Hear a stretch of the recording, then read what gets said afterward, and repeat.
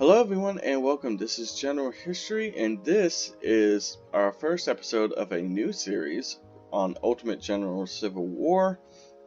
We're still going to be doing Panzer Corps 2. I'm not taking a break from that or anything. It's just this is going to be something I'm doing at the same time. We're coming up on the anniversary of the Battle of Gettysburg, and I had originally planned on doing Ultimate General Gettysburg. But when I got to thinking about it, I'd never actually played Ultimate General Civil War, even though Ultimate General Gettysburg is like it's really up there in terms of games that I really enjoy playing. But I just have not ever gotten around to playing its sequel and much more expanded, probably better game, Ultimate General Civil War.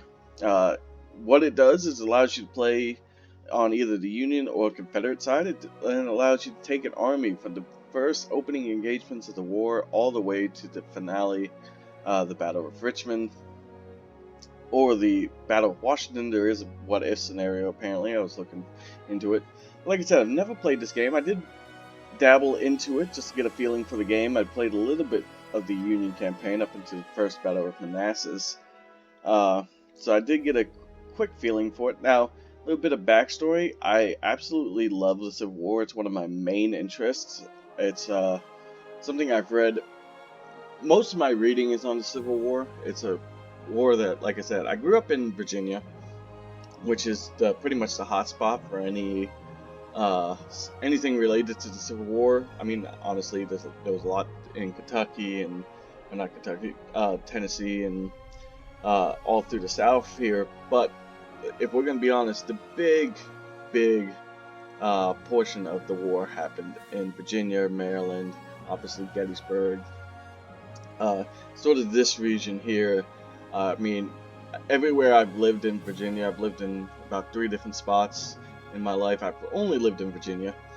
But pretty much anywhere I live, every street you go down pretty much has the Civil War sign on it, like Civil War Battlefield this way. So obviously it's something that's captured my imagination for many years. So I'm very excited to actually be doing this series.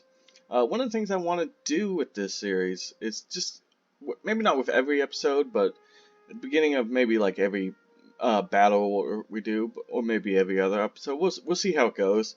I want to give a book recommendation for follow up, because I feel like I really want to share my interest, and like I said, I've read a lot of books on the Civil War, and I just want to basically, if you're interested, give you some recommendations, some of my favorite books that I've read throughout the years. So the very first one I'm going to do really quick, something that I feel is fitting for this game, because a lot of, like I said, you get to build your own military, or your own army, and a lot of the generals, I'm pretty sure almost all of them, but all the major players that you could choose, all the way down to maybe even the captains were real people. Maybe not sure, but most of the main figures that you see named units in the game were based on real generals. And one of the greatest books I've ever read on the generals of the Civil War is called Generals South, Generals North, the Commanders of the Civil War Reconsidered.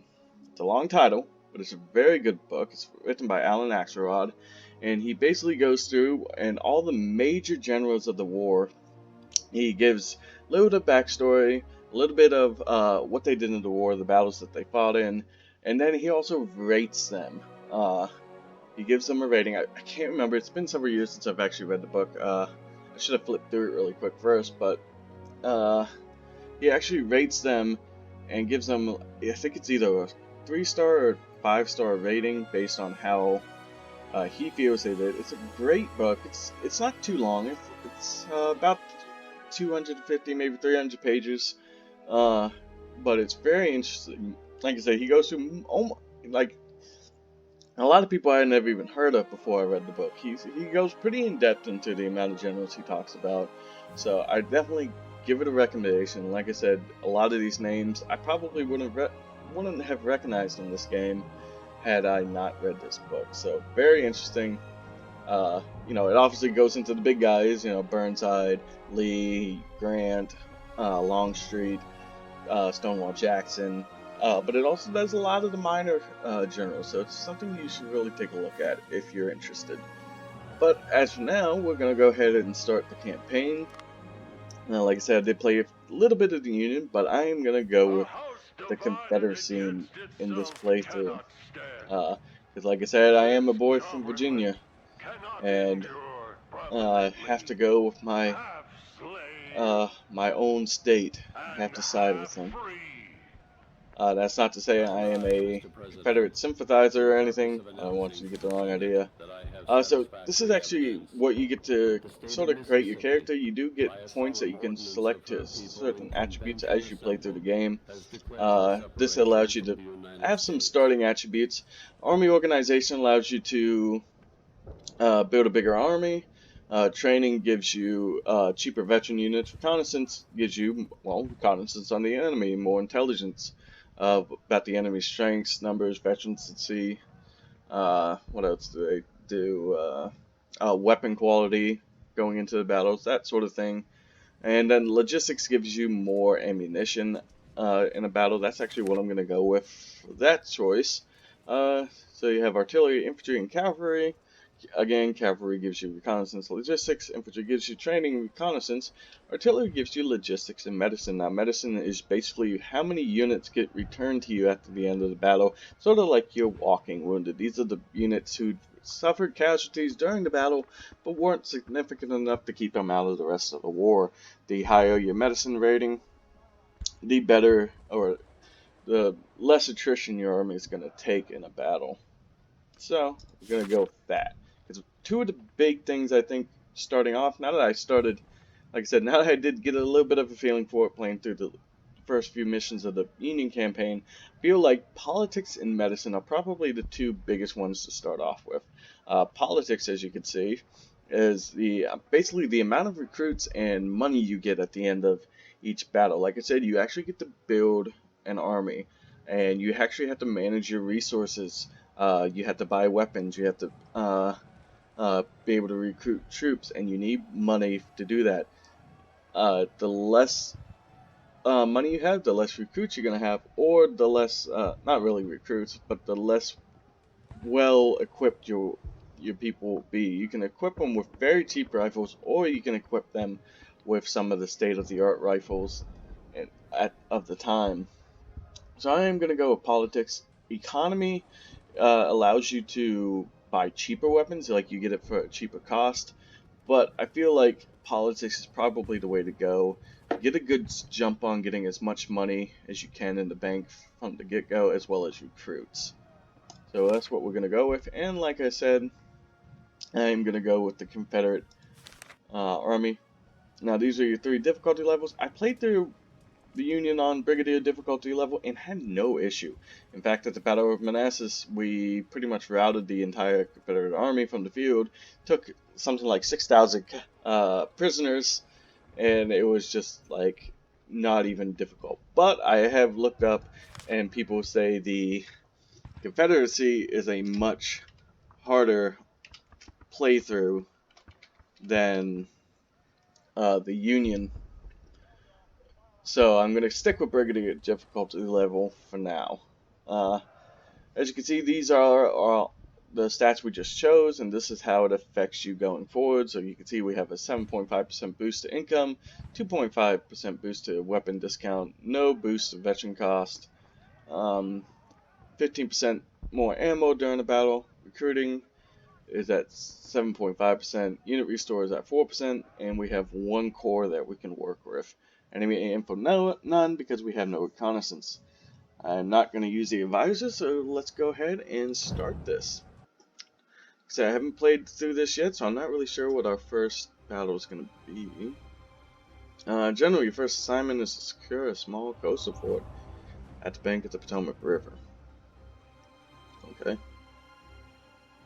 Your vanguard must hurry up and eliminate the Union batteries while the fort is lightly guarded. The Federals have been alerted and gathered forces to block the river passage in front of you. Additionally, enemy regiments have been spotted marching along this road.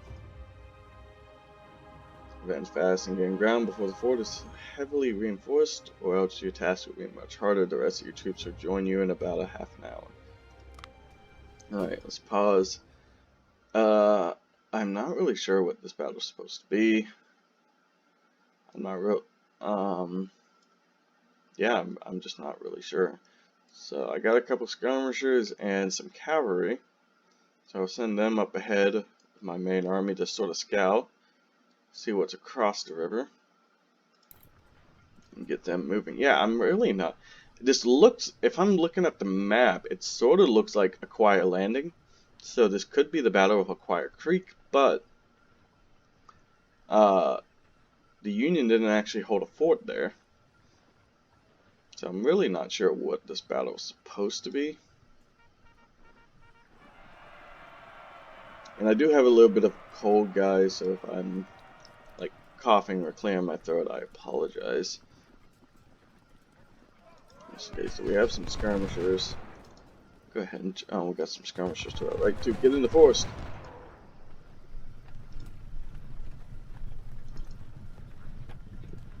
Gonna use my cavalry to try and clear these guys in the open. Ooh. I lost my commander as soon as he, in that first volley. You guys, oh no, you guys get up there at the double quick.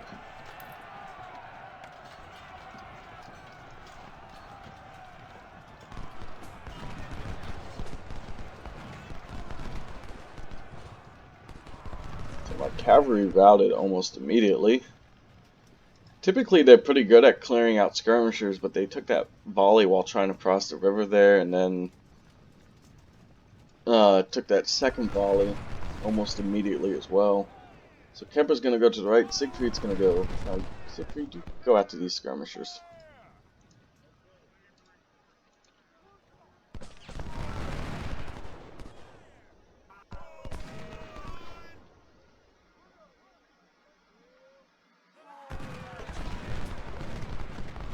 Back. Go ahead and charge. Get these guys out of here. They did say other regiments are approaching. I don't want them to get to the fort. I don't want to get held up here.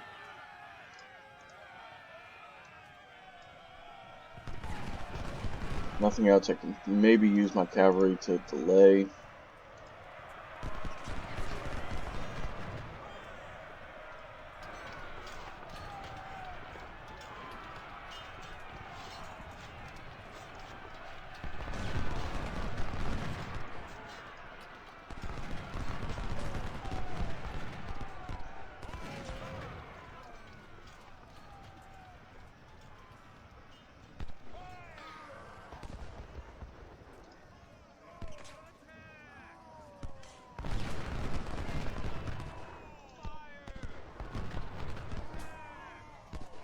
Siegfried, you get going.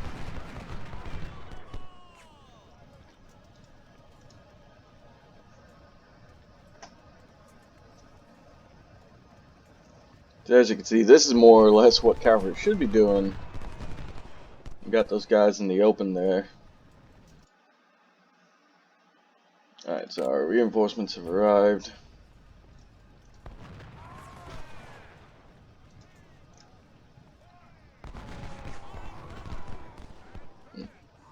Your forces move more quickly along the road, so that's why I'm trying to get them out of these woods immediately. I don't know why they would have started in the woods.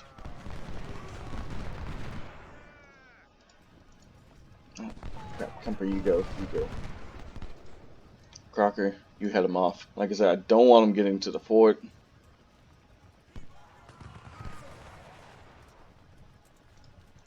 Hexamer, you keep running them. I don't know if I want to double click these guys just yet.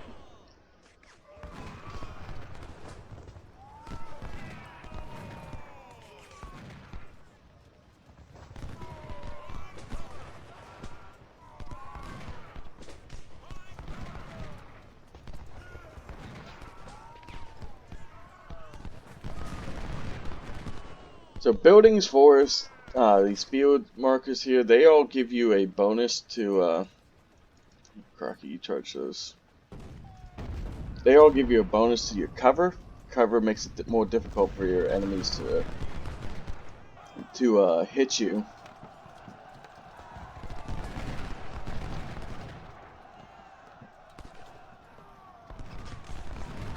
I'm gonna go ahead and move one of these guys up to double quick. Like I said, I want to hit these guys before they get into the fortifications. I'm sure it's going to be much more difficult to get them. What are you doing, Crocker? Why are you just standing there? Exmer, go help him out.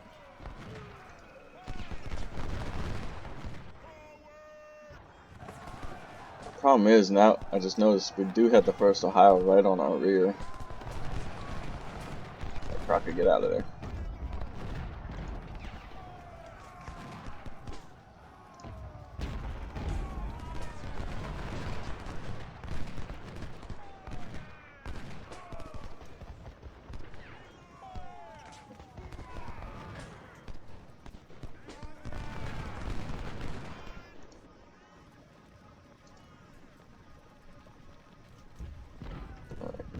Might.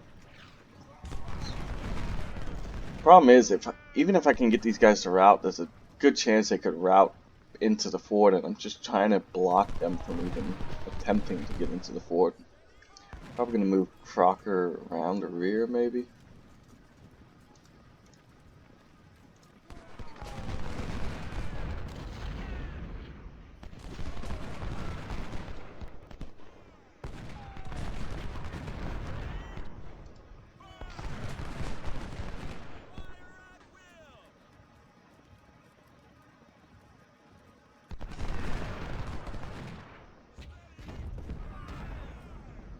I have 3 hours, so it's not like I am in desperate need of time or anything. So Campbell will move up. Alan, let's go ahead and have you engage in skirmishes with Exmer.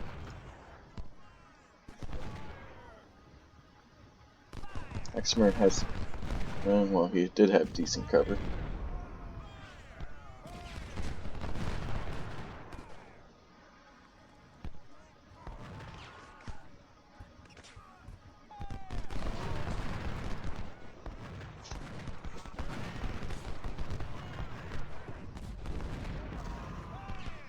I'm not really sure what Crocker's doing.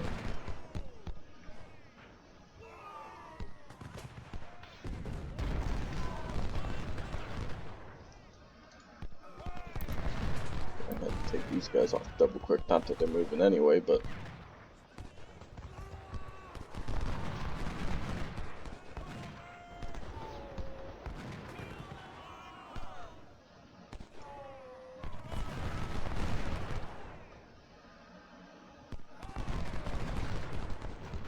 Exmer, why are you retreating? Yeah, let's go ahead and fast forward this a little. There's really not too much going on in terms of major movements I have to do. So I'm still not really sure what this battle is supposed to be. Okay, it looks like they're about to break, so let's slow it down. I'm still not sure what battle this is supposed to be. Like I said, it looks like Aquia Landing, but that wouldn't make any sense because the Confederates were actually the ones who built the fort at Aquia Landing, not the Union. So I'm really not sure how this could be Aquia Landing. But like I said, I think I was starting to say, when I played through the first battle of the Union campaign, it wasn't very historically accurate either. The first battle of the Union campaign was Philippi, which in historical sense was McClellan's big victory at the beginning of the war. It was more of just a really minor skirmish. It really wasn't a battle of any proportions. Because, I mean, McClellan had about 3,000 men to the Confederacy's 80.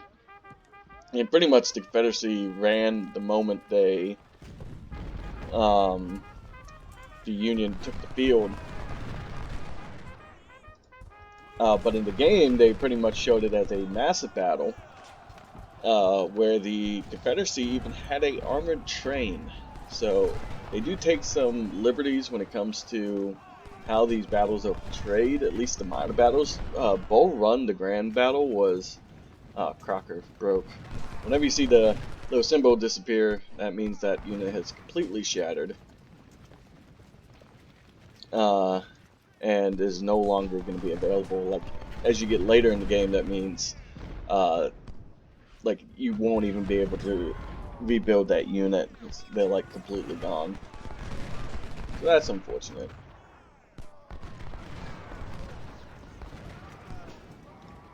These skirmishers are actually giving us a lot more trouble than I think they should. Let me maneuver my skirmishers a little better. Like, this one should have broken. I got 41 men left. I'm setting these guys up on my rear just because I didn't fully break those two Ohio units. There's still out there somewhere, and I'm worried that they could respond.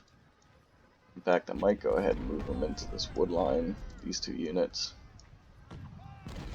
But I think Siegfried, Kemper, and Allen will be able to, and Hexamer, take the fort. Seeing as it is just the first Ohio in there now, I should be able to go along the rear here.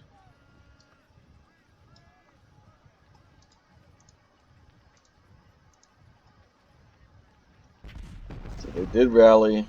They are in the forest. Get in the forest. Get in the forest. Don't stand out in the open. So like I said, cover gives you, going into any of these woods and whatnot give you cover. You definitely don't want to be fighting an enemy who's in cover and you're not.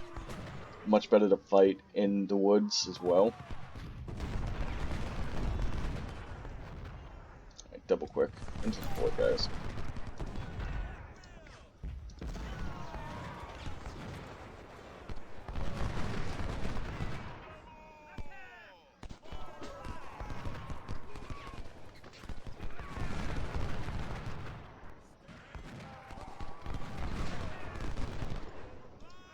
You go after that battery. Kemper, you go after First Ohio. Actually, you go after First Ohio. Kemper, you go after battery A.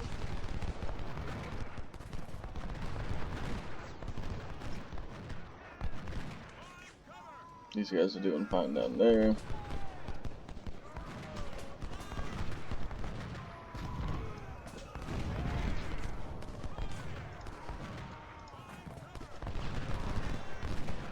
Alright, let's fast forward this. Should be pretty quick. What are you doing? Alright, so we broke the first Ohio. Only problem is they could be retreating right into the rear, these guys, but they seem to be doing a good job. They just broke the third Ohio. Shouldn't be long until they break the second.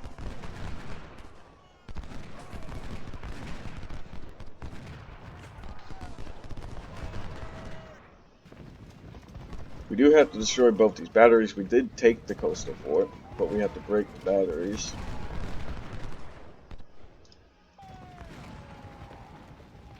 Canfield, you go ahead and I think Bierney can handle the second Ohio.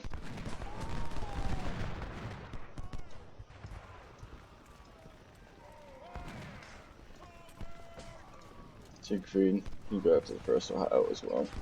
Alright, let's speed things up.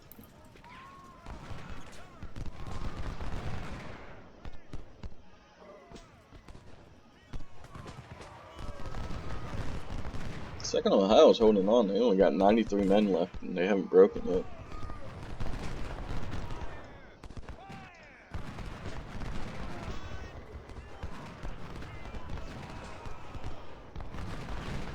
Second Ohio broke.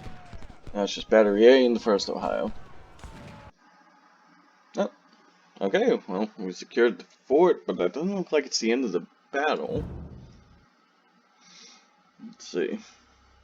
Fort has served our purposes for some time and has prevented enemy supply ships from passing this section of the river. But now the Union is on the offensive. Ironclads approach to bombard us. Wait a minute, ironclads? That doesn't make any sense. It is way too early in the war for ironclads. Federal infantry has disembarked west of the fort and is moving to attack. We were called for help, and more troops arrived shortly to support the defense. It is advised to deploy some skirmishers along the ridge west of the fort to delay the Yankee advance. We need to buy time for our fort's batteries to counterfire and disable the ironclads. General, hold your ground at all costs. We must prove today that the rebellion has a strong foundation and that we will fight for every inch of southern soil. Alright, so let's go ahead and pause. So yeah, I believe this is supposed to be the Battle of Aquia Creek, because this is the Freeborn and the Anacostia. They both those ships did take part in the battle for Aquia Creek. Now Aquia Creek was just a small engagement. In fact, like I stated before, there was no major battle here. In fact, there was no ground battle at all. I'm not really sure why they're representing it as such. But it is what it is. Like I said, they do seem to take liberties with these smaller engagements. Go ahead, put Siegfried in this line of defense. They said set up on this ridge, so I'm assuming that's where they're coming from, but I'll put Siegfried in this line of defense just in case there is enemies coming from the south. So yeah, Aquia Creek. So let me try and get my history right here. Lee, right after he was appointed the leader of the Virginia militia shortly after Virginia succeeded after the bombardment of Fort Sumter.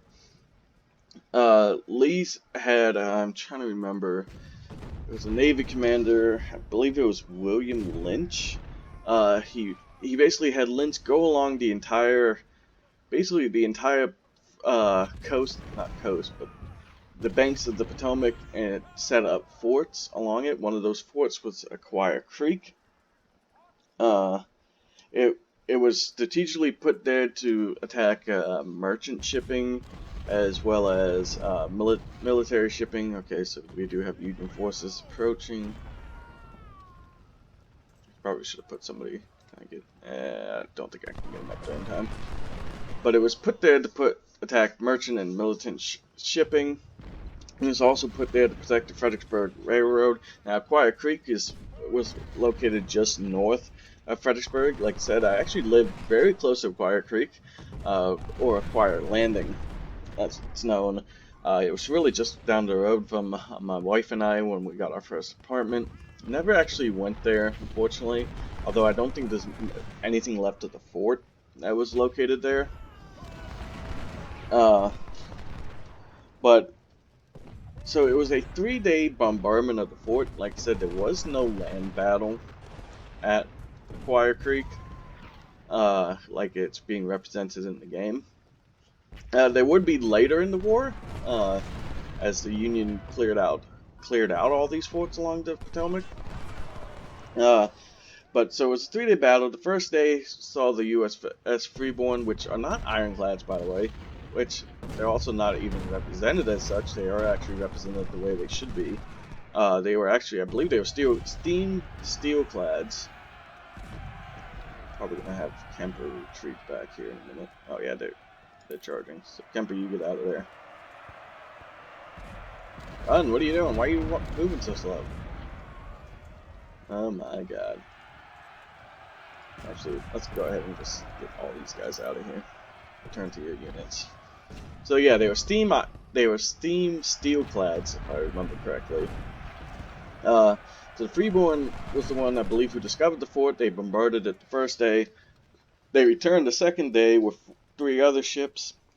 One of them being the Anacostia, another one being the Pawnee, for you Parks and Recs people out there. And I forget what the 4th one was. Yeah, I can't remember what the 4th ship was. But there was 4 of them. They pretty much emptied everything they had on the forts till they were completely out of ammo. Of course, the fort responded.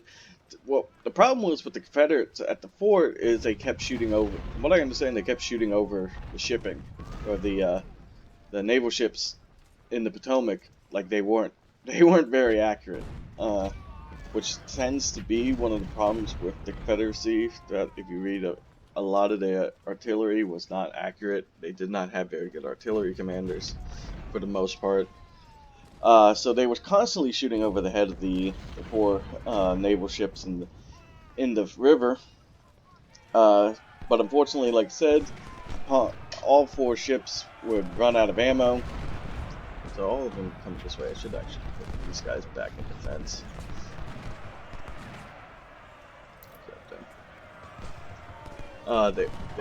They would actually return a third day, but only the Pawnee and the Freeborn, not the other two ships. The Resolute was the third ship that took place, or the fourth ship that took place in the battle.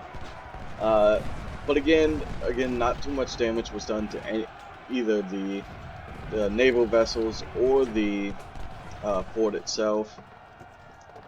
Merritt, I'm gonna have you attack these guys. Cavalry, you keep shooting at the Freeborn.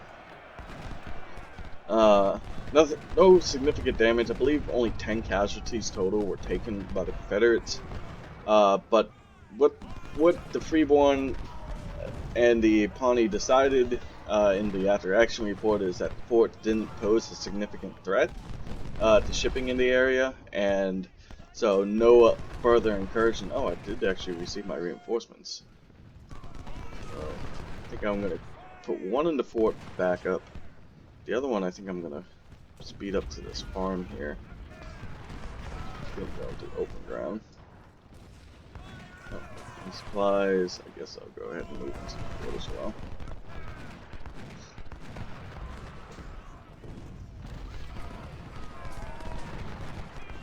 But yeah, so this fort was listed as not being significantly dangerous to the river, especially when the artillerymen there couldn't seem to hit the broadside of the barn.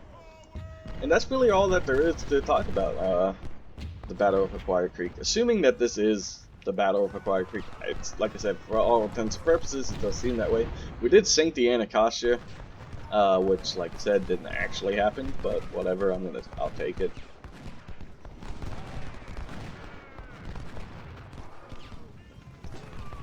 So it doesn't look like they really. Let me go ahead and speed up this battle. It doesn't really look like they're pushing all that hard. Granted, the one attack that they did send, they are sending another one. But the one attack they did send got repulsed pretty quickly. Now we do have units on their flank. And pretty good cover too, so.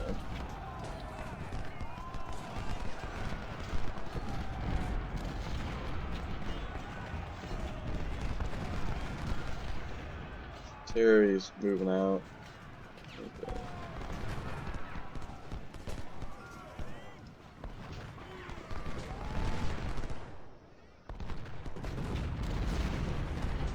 Well, I think my infantry is doing a pretty good job of holding them off. I have both my artillery pieces target the Freeborn. Fast forward this.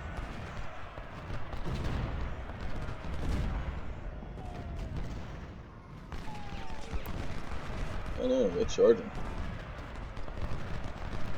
And I was just running up there.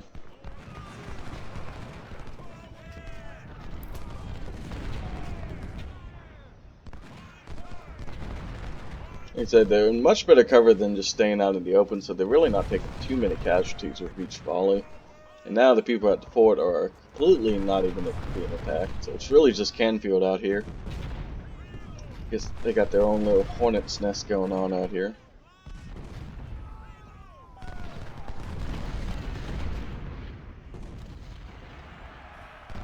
Alright, so the enemy is charging again. We still gotta hold on for another hour and a half of game time. I think, well, on normal speed, I think I've got it timed out so that No, what are you doing? Why are you leaving? Why are you leaving your position? You know what, Canfield, you're too exposed. Get out of there. Get out of there. You can go ahead and man this side of the fort. So we did sink the Freeborn as well. Alright, so slow things down. So I think I timed it out, like I said, that each 6 seconds of real time equals about a minute of game time. So about an hour in this game is it's about 10 minutes if you're going at normal speed, which uh, not recommended at most times. Most times, for a lot of it, unless you're doing a lot of maneuvering, you can speed up the game pretty easily. So we broke Brook. I'm sure Scribner here, I think. Yeah, Scribner. Yeah, he's breaking. I'm not too worried. Looks like we're repulsing all these forces pretty easily. Like I said, the naval ships are now destroyed, so I'm not too worried about that. They do have some artillery out here in the woods. Not the woods. Oh, they do have some in the woods as well. Let's go ahead and speed this up. So, we still got an hour of game time. We're not really pushing at the moment, so we can just sort of sit here and watch.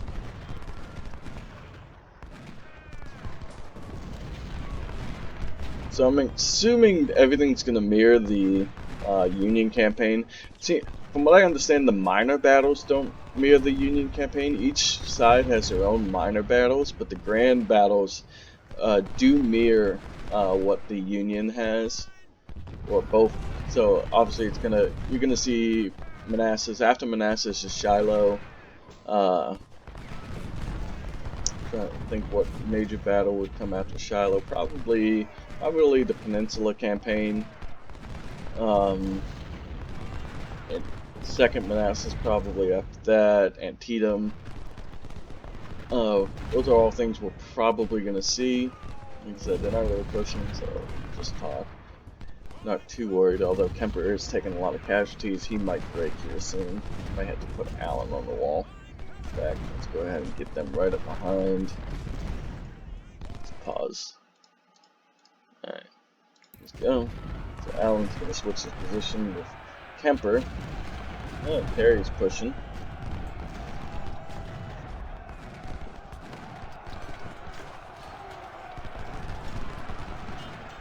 Make sure they don't break Gearning. No, they're breaking. Alright, so Terry's broken. So they keep making pushes, but it seems like we're in pretty good positions here, which makes me very happy that we were able to take those units before they reached the fort. I can only imagine what things would have been like had they reached the fort before we got there. Things probably would have been a lot more difficult. There's a part of me that wants to come out of the fort and just attack. Because there is a thing where you can recover and capture weapons. So the more casualties you do, especially with these guns out here, I kind of want to discharge the guns. But there's not enough time left anyway, only 3 minutes. So the game should end any moment now. And there it is. We can continue to fight if we want. Which, nah, we'll go ahead. This episode's starting to get kind of long, so we'll go ahead and finish this. So there you go, the very first battle. This is the after action report. As you can see, they brought in over 5,000 infantry to our 3,000 infantry, which, like I said, not very historically accurate, but whatever. They lost over 3,000 infantry in the very first engagement of the war, and we lost over 1,200, almost 1,400 actually. 2 guns, 176 cavalry. All of our goals were fulfilled. Units, Kemper had the best unit of the day. Although, well, in terms of kills, I would say in terms of ratio, it looks like Siegfried had the best ratio. Almost 3-to-1 basically ratio. Kemper was promoted to a lieutenant colonel, and we did rescue some of our palmettos. It's a lock pistol with saber. We've got a lot of the smoothbore 1842s and some rifled muskets. There you go. And then we also captured 2 6-pound field guns. All right. So this is this next screen you're going to see is where we can actually set up our military. As you can see, this is our battle reward. Because we went politics, we're going to get a little bit more than we normally would have. We do get 1 career point, which is sort of your reputation. Oh, I'm sorry, reputation. We did get reputation. That is our career points that we can then assign to a new slot. So if we go into career, as you can see, we can assign it to any slot we want.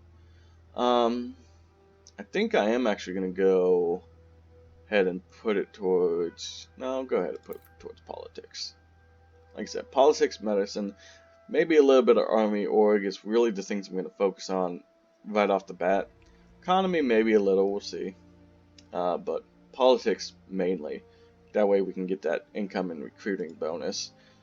So that's what this is here. As you can see, we have 2,900 recruits to work with. And let's go ahead and repair some of my army. So we can make a 1,500 man brigade. I think that's what we're going to go with. We're going to sort of mix and match. Let's go ahead and get these guys up to 1,000 men with rookies. And then give them 500 veterans as well. Same with Kemper. Maybe I want to try and keep them 1 star. So yeah, give them 1,000 rookies, 500 veterans. These are 600 recruits. I think what I'm gonna do. Let's see. So you do get these little correspondence as well. I'm not gonna read them. You can see we have an intelligence service. This gives you details about the army that's going to take place in the grand battle. You can whittle down the army's strength by playing the minor battles. Our minor battle here is Newport News, which I'm going to assume is Big Bethel. June 15, I believe. I'll have to look it up, but I'm pretty sure this is Big Bethel. So if we start, I just wanted to see what we actually can bring into the next battle. So we can bring 3 brigades into the next battle. We do actually have looks like some units that the computer's going to give us. That's not part of our core units. Okay, so let's take a look. I think what I'm going to do, I think I'm going to create a new division. I don't know, I may be doing something stupid here by not taking artillery, but I want to take a look at just bringing in all infantry. Oh yeah, 600, shoot, I'm not going to be able to bring in, oh, I can make an understrength unit. You know what I'll do is I'll bring in an understrength unit.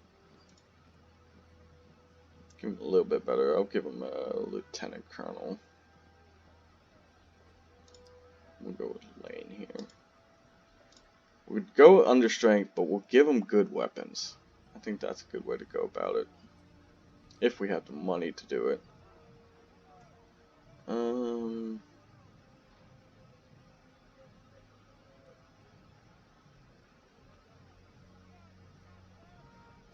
much for Mississippi's? Yeah, we can buy some Mississippi's. Alright, so yeah, under strength, but they got good weapons. There we go. So we still have $1,000 left to spend. Now, I've read, let's see what we can do here. Don't have any cavalry units right now, so let's go ahead and sell that. Yeah, I'm not going to sell my artillery yet. I've read these weapons down here, these really good Henry's and Fayetteville weapons. If you go ahead and buy these, from what I understand, as many as you can, right from the get-go, they'll actually be resupplied quicker. So like at the beginning of each campaign, like you get a resupply, and if you buy them out, I guess they resupply quicker, or you get more every time you buy them out. So the idea is by the time you get later in the war, you actually have enough to actually equip a unit. But if you don't buy it, you're never going to have enough to equip a unit. So I read that, so that's something, I'm not sure if that's 100% accurate. Maybe somebody can tell me if you played through the game. But that's what I read. That's what I'm going to go with right now. I don't have enough to buy everything that's in here at the moment, but I do have enough. So I'm going to start doing that, try and get these Henrys because essentially a Henry in the Civil War was like a machine gun in modern warfare. So it's a really good weapon. So especially the Henry, I'm probably gonna buy the Fayetteville's as well. There is also the Spencer, but I don't know if the Confederacy can actually buy the Spencer. Uh, I'm not 100% sure on that, but I am gonna go ahead and start buying these Henrys whenever I can. Same thing with like these Whitworths and whatnot. They're the same idea as well as the J.F. Brown, but I think the J.F. Brown is, again, that's only available to Union if you do the Union. So like I believe the sawed off for cavalry units is only available, and the Koken brother. I believe these are only available to Confederacy, not the Union. And like I said, we got our artillery. So that's gonna be it for this episode. Next episode we will do the next battle, which will be the Battle of Newport News. These guys did actually level up. I'm gonna give them more logistics. You can go with, so each one, the units become more experienced. That you can level them up and they get a perk. This one is specific for artillery. It gives them more ammo and efficiency. That's what I'm going to go with. You can do stamina and efficiency, and you can also give them morale and efficiency. But I feel like ammo for, because artillery can burn through ammo pretty quickly, as I learned in the Battle Boat Run. So I'm going to go ahead and go with ammo, or what is this one called? Logistics. So, alright. So we'll go ahead and stop right here, and in the next episode we'll pick up at the Battle of Big Bethel. So, thank you all for watching. This is General History signing off, and we'll talk to you next time. Bye.